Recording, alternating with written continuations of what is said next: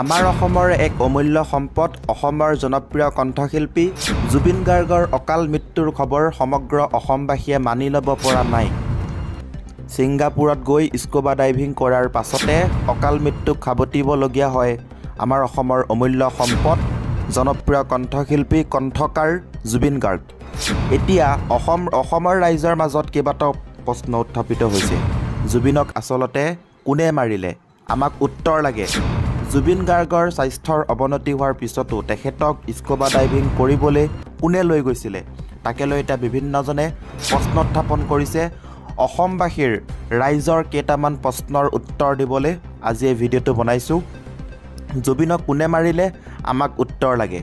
জুবিনৰ অনুৰাগীসকলে এইকেইটা প্ৰশ্ন সঘনাই কৰি আছে। ইয়াৰ উত্তৰ কোনে দিব? তাকে লৈ এতিয়া প্ৰশ্ন উত্থাপিত হৈছে। আপোনালোকেও যদি কিবা প্ৰশ্ন কৰিবলৈ মন আছে তেনেহ'লে তলৰ কমেণ্ট বক্সত সকলোৱে এটা কমেণ্ট কৰক।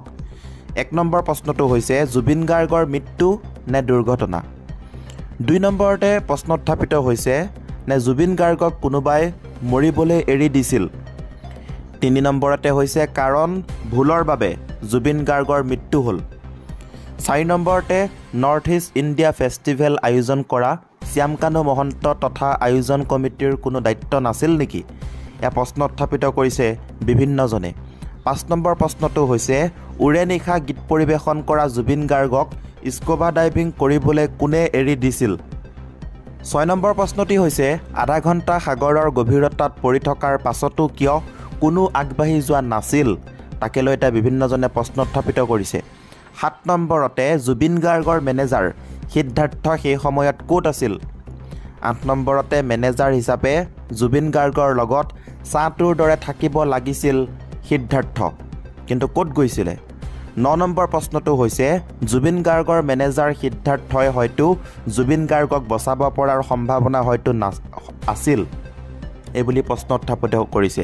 বিভিন্নজনৰ মন্তব্য আপোনালোকক কৈ আছোঁ। 10 নম্বৰতে হৈছে মেনেজাৰ সিদ্ধাৰ্থৰ জুবিন গাৰ্গৰ প্ৰতি কি দায়িত্ব আছিল?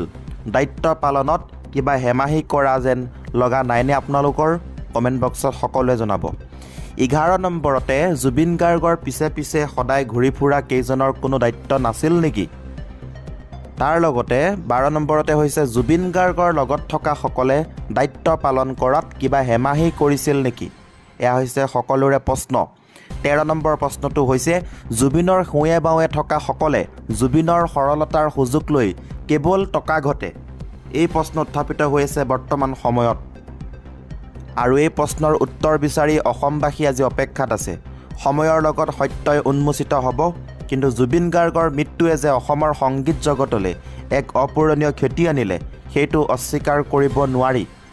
এতিয়া গোটেইকেইটা কথাৰে আপোনালোকক অলপ বিশ্লেষণ কৰি জনাব চেষ্টা কৰিছোঁ। 1 নম্বৰ প্ৰশ্নটো আছিলে মৃত্যু নে দুৰ্ঘটনা? এইটোৰ বিষয়ে মোৰ মতামত জনাওঁ। জুবিন গাৰ্গৰ মৃত্যু অঘটনীয় দুৰ্ঘটনা আছিলনে নে কোনোবাই মৃত্যুক সঁপা দি এক অৱহেলাৰ ফল? উৰে নিশা গীত পৰিৱেশন কৰাৰ পাছত ক্লান্ত অৱস্থাত তেওঁক স্কুবা ডাইভিং কৰিবলৈ এৰি দিয়া ঠিক হ'লনে? শিল্পীৰ শাৰীৰিক আৰু মানসিক বিশ্ৰামৰ প্ৰয়োজনক কিয় অপেক্ষা কৰা হ'ল? 2 নম্বৰ প্ৰশ্নটো হৈছে আয়োজকৰ দায়িত্ব। যে আয়োজক কৰে সেই দায়িত্ব দিয়া হৈছিলে। নৰ্থ ইষ্ট ইণ্ডিয়া ফেষ্টিভেলৰ আয়োজক শ্যামকানু মহন্ত তথা আয়োজক সমিতিৰ কোনো দায়িত্ব নাছিলনে? এজন শিল্পীৰ নিৰাপত্তা নিশ্চিত কৰা আয়োজকৰ প্ৰধান কৰ্তব্য, কিন্তু এই ক্ষেত্ৰত সেই কৰ্তব্য পালনত গাফিলতি হ'লনে? 3 নম্বৰ প্ৰশ্নটো হৈছে সাগৰত আধা ঘণ্টা। জুবিন গাৰ্গ সাগৰৰ গভীৰতাত আধা ঘণ্টা পৰি থকাৰ পাছতো কিয় কোনো আগবাঢ়ি যোৱা নাছিল?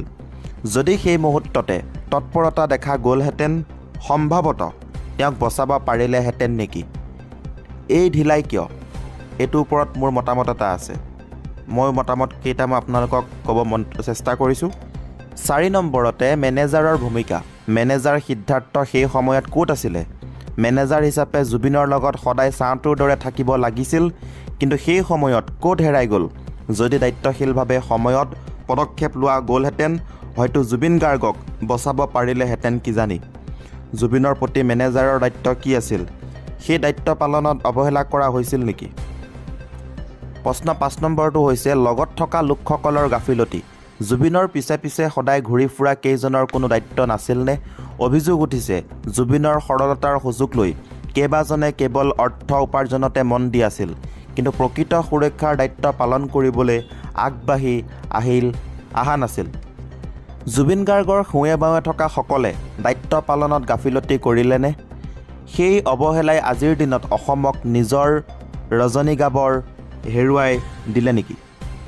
আৰু এই প্ৰশ্নৰ উত্তৰ বিচাৰি অসমবাসী আজি অপেক্ষাত আছে। সময়ৰ লগত সত্য উন্মোচিত হ'ব, কিন্তু জুবিন গাৰ্গৰ মৃত্যুৱে যে অসমৰ সংগীত জগতলৈ এক অপূৰণীয় ক্ষতি আনিলে সেইটো অস্বীকাৰ কেতিয়াও কৰিব নোৱাৰি।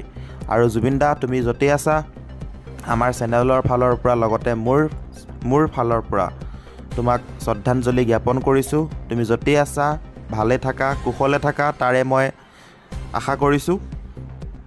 তুমি সদায় আমাৰ মাজত আছা, সংগীত জগতত তুমি সদায় আছা, আৰু আমাৰ হৃদয়ত স্পন্দনত তুমি সদায় থাকিবা আমাৰ মাজত। গতিকে আজিৰ এই ভিডিঅ'টোৰ মাধ্যমেৰে এইটো এটা দুখ লগা খবৰ দিব চেষ্টা কৰিলোঁ। খবৰটো পঢ়িবলৈ একেবাৰে মন নাছিলে, কিন্তু অসমবাসী ৰাইজৰ এই প্ৰশ্নসমূহৰ উত্তৰ বা প্ৰশ্নসমূহ আপোনালোকক জনাবলৈ চেষ্টা কৰিলোঁ। আপোনালোকৰ প্ৰশ্নসমূহ তলৰ কমেণ্ট বক্সত জনাবলৈ নাপাহৰিব। এক দুখ লগা খবৰ। অসমৰ সংগীত জগতৰ ভিতৰত জুবিন গাৰ্গৰ গান বহুত বেছি ভাল পাওঁ, সকলোৱে ভাল পায়, অসমবাসী ৰাইজে ভাল পায়, সকলোৱে ভাল পায়, আমিও ভাল পাওঁ।